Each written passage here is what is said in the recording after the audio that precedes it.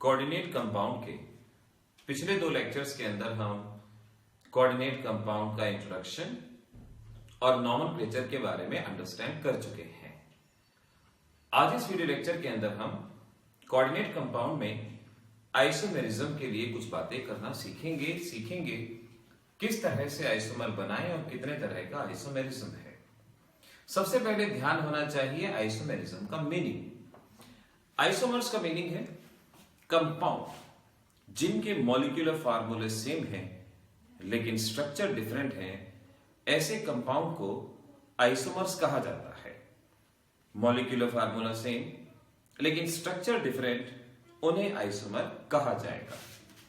सबसे पहले हम पढ़ रहे हैं स्ट्रक्चरल आइसोमर्स और यहां पर पढ़ा जाने वाला पहला आइसोमेरिज्म है आयोनाइजेशन आइसोमेरिज्म या आयोनाइजेशन आइसोमर्स। इसकी डेफिनेशन है compounds having similar molecular formula but give different ions on ionization. Molecular formula same है लेकिन आयोनाइजेशन पे डिफरेंट आयन देते हैं। फॉर एग्जाम्पल, अगर हमारे पास ये कंपाउंड है Br4, अगर आयोनाइजेशन कराया जाएगा तो ये हमें इस तरह से ब्रोमाइड आयन देगा। तो इसके आयोनाइजेशन पे मिले ब्रोमाइड आयन। और सिमिलरली अगर हमारे पास ये कंपाउंड है और इसका आयोनाइजेशन देखें तो हमें इस तरह से क्लोराइड आयन मिलेगी। हम देख सकते हैं सिमिलर मॉलिक्यूलर फार्मूला, जो एटम इसमें वही इधर, जो क्लोरीन क्लोरीन ब्रोमीन ब्रोमीन, लेकिन आयोनाइजेशन पे ये डिफरेंट आयन प्रोड्यूस कर रहे हैं, इसीलिए इनको आयोनाइजेशन आइसोमर कहा जाएगा।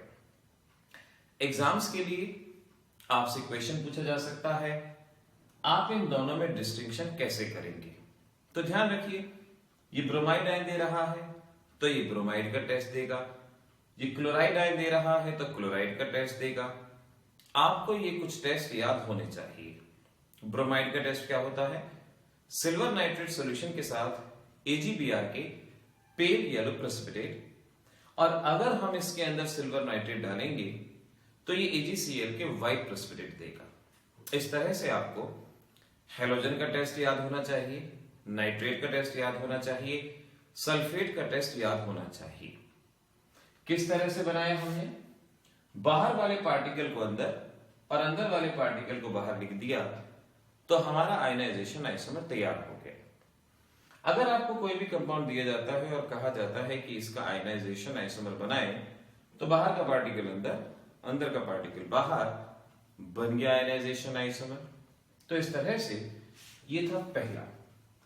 दूसरा है जिसे हम हाइड्रेट और सॉल्वेट आइसोमर के नाम से जानते हैं। नाम ध्यान रखिएगा, हाइड्रेट और सॉल्वेट आइसोमर के नाम से इसको जाना जाएगा। हाइड्रेट आइसोमर सिर्फ तभी होगा जब वाटर प्रेजेंट है। अगर वाटर नहीं है तो इस तरह का आइसोमेरिज्म नहीं होगा।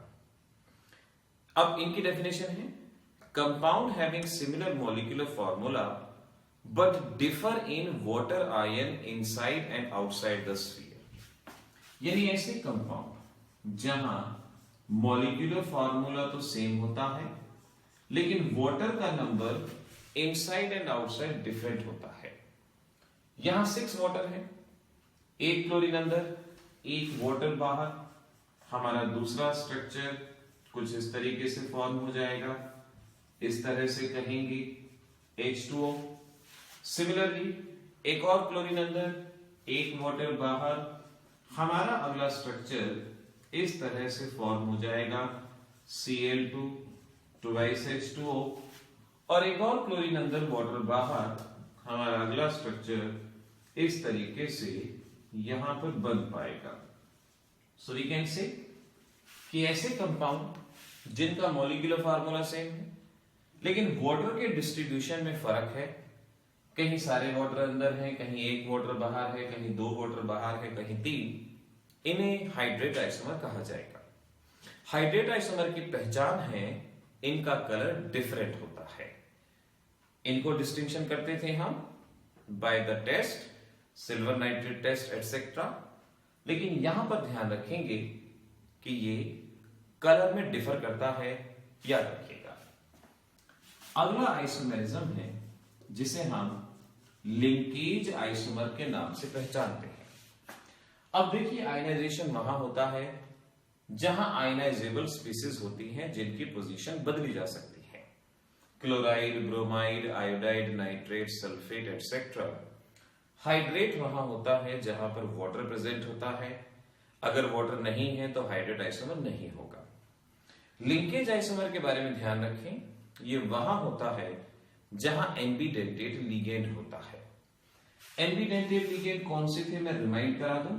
Cyanide, isocyanide, NO2, ONO etcetera.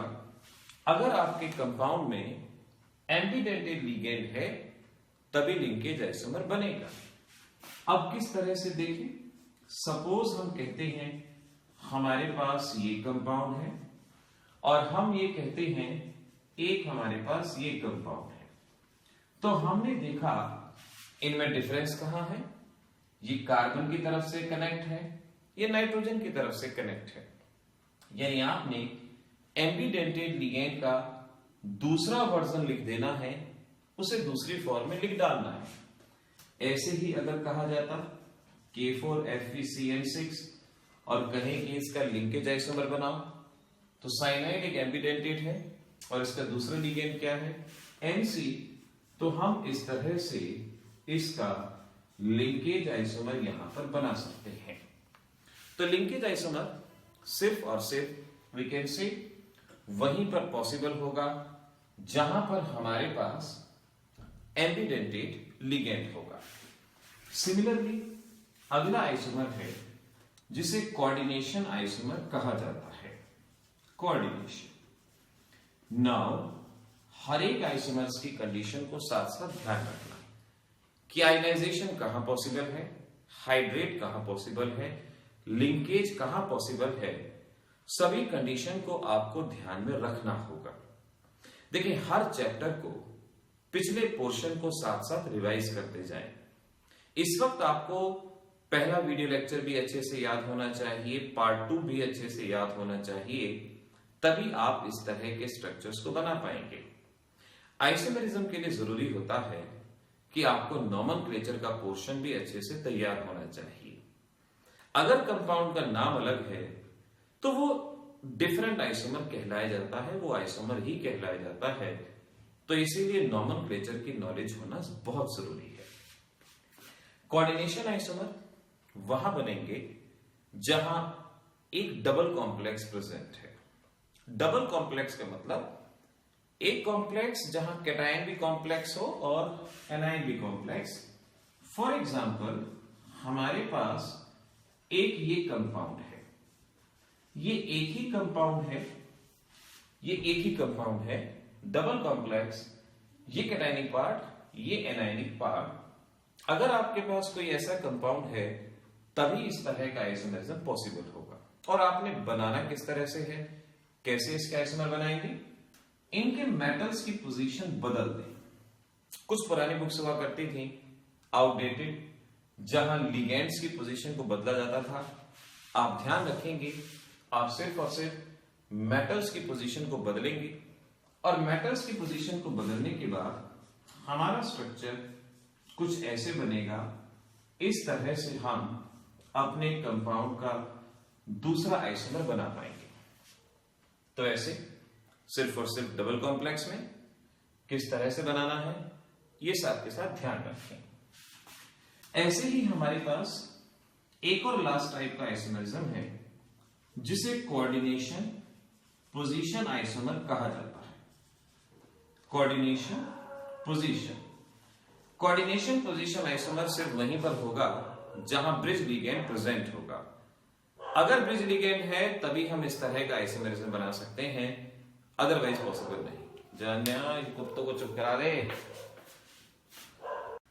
तो इस तरह से स्टूडेंट्स हम सीख सकते हैं कि कोऑर्डिनेट कंपाउंड में स्ट्रक्चरल आइसोमर्स कितने तरह के होते हैं। अब आपके एग्जामिनेशन में इस तरह से क्वेश्चन पूछा जाएगा।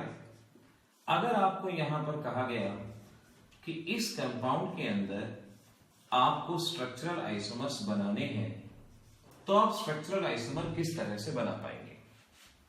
इस कंपाउंड के अंदर आपको स्ट्रक्चरल आइसोमर्स बनाने होंगे। अगर ये एग्जामिनेशन का क्वेश्चन है और कितने आइसोमर बनेंगे, तो देखिए सीक्वेंस में बनाना है। आयनाइजेशन आइसोमर, ब्रोमीन क्लोरीन का एक्सचेंज हो सकता है, तो यहां आयनाइजेशन आइसोमर बन सकता है, वो बनाना है। फिर आप देखेंगे कि हाइड्रेट बनेगा या नहीं। हाइड्रेट की कंडीशन थी वाटर होना चाहिए, वाटर यहां पर है। अब वाटर को बाहर ले जाए, ब्रोमीन को अंदर ले आए, उसे हाइड्रेट आइसोमर कहा जाएगा।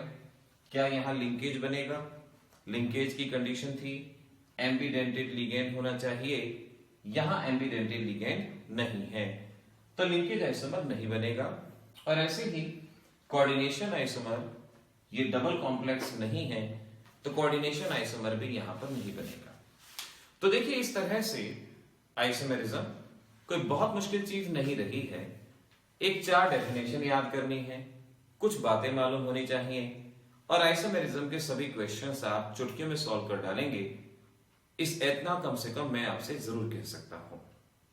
तो देखते रहिए, आगे आने वाले वीडियो लेक्चर्स में हम और ज्यादा डेप्थ की तरफ जाएंगे और ज्यादा बेसिक बातों की तरफ जाएंगे और कोऑर्डिनेशन कंपाउंड जैसे मुश्किल चैप्टर को आसान बना